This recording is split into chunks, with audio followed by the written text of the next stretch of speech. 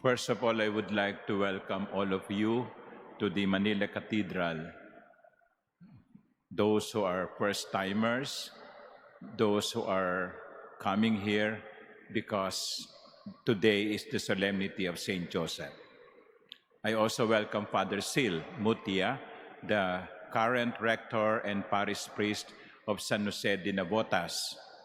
And in a special way, I welcome the Del Rosarios of Navotas, whose generous permission made possible the visit of the 200-year-old image of Saint Joseph and the Blessed and the Niño Jesus. Palakpakan po natin ang ating mga bisita. The image came here for the first time last year in August, and after the visit, the images, including the ark, underwent restoration and renovation. Kaya you can see how beautiful or more beautiful the images are now because of the excellent restoration. And again, I am very happy that the Manila Cathedral is the first church in which the image is displayed, even earlier than the home parish, because these images came to visit. As I mentioned earlier at the beginning, today is the solemnity of St. Joseph, the spouse of the Blessed Virgin Mary. But St. Joseph is not only known as the spouse of the Blessed Mother. St. Joseph is also a patron saint for happy death. Happy death. Traditionally, March 19 is the solemnity of the death of St. Joseph.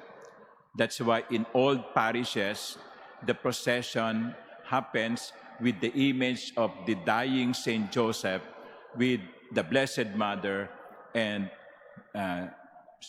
Jesus, the grown-up Jesus. So, if you wish to die happily and at peace, you pray to St. Joseph. St. Joseph, intercede that when my time comes, I will pass away peacefully. Happy death.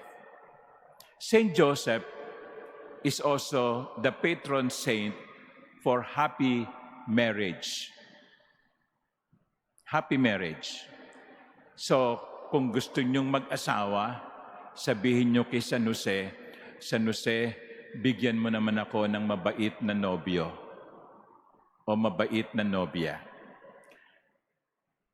Alam po ninyo sa San Jose Academy, doon sa Navotas, where I was also parish priest before, there is an image of St. Joseph, a big one, I think 5-foot image, the child Jesus looking at St. Joseph, almost similar to this gesture, to that gesture. And you know what? Some teachers who wanted to have boyfriend really prayed to St. Joseph. At yung iba, binihisan nila si San Jose. So sila mismo ang naglilinis ng image at nagdo-donate sila ng damit. And believe me, several of them got married and are happily married now. Kaya kung gusto niyo talagang makapag-asawa ng mabuti, katulad ba ni Boy, no? Mabait na asawa yan si Boy, no? Okay? Magdasal kayo kay San Jose. Ngayon, kung medyo alanganin na yung edad nyo, baka hindi lang image ang kailangan yung linisin. Baka buong simbahan na, no? But who knows? Nothing is impossible with God, no? Okay? So, Saint Joseph is patron saint of happy death. Saint Joseph is the patron saint of happy marriage.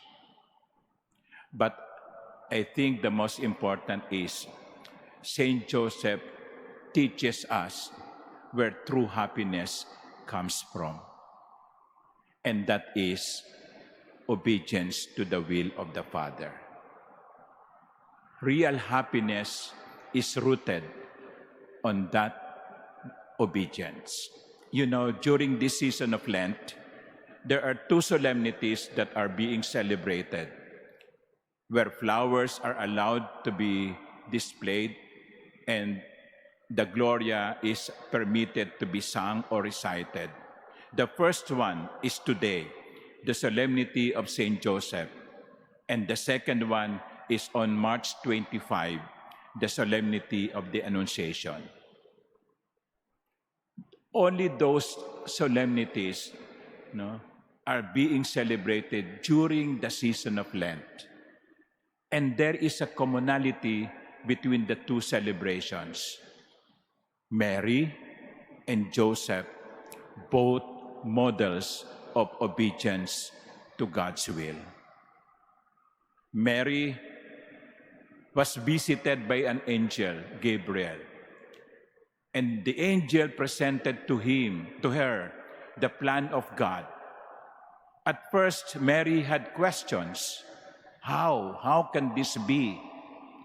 But in the end, what did Mary say? Behold, the handmaid of the Lord, be it done unto me according to your word.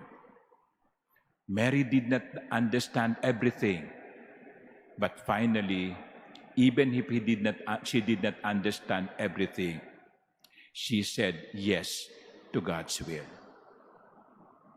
And here in the gospel, we heard how Jesus was conceived and at first Joseph would not want to do what the angel told him.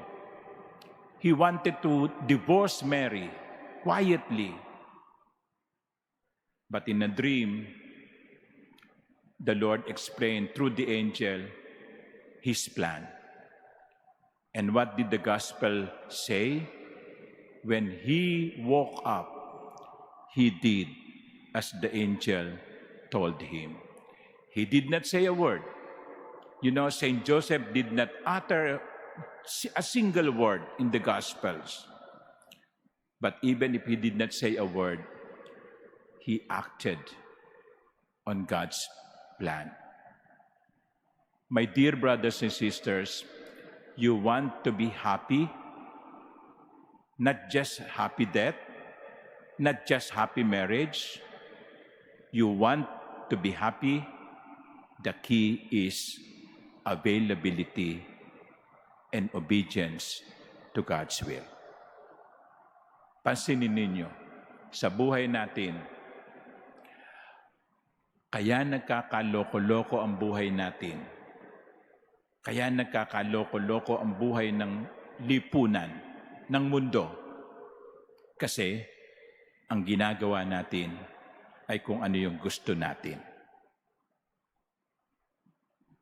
Marami sa mga problema nating personal ay bunga ng katigasan ng ating ulo.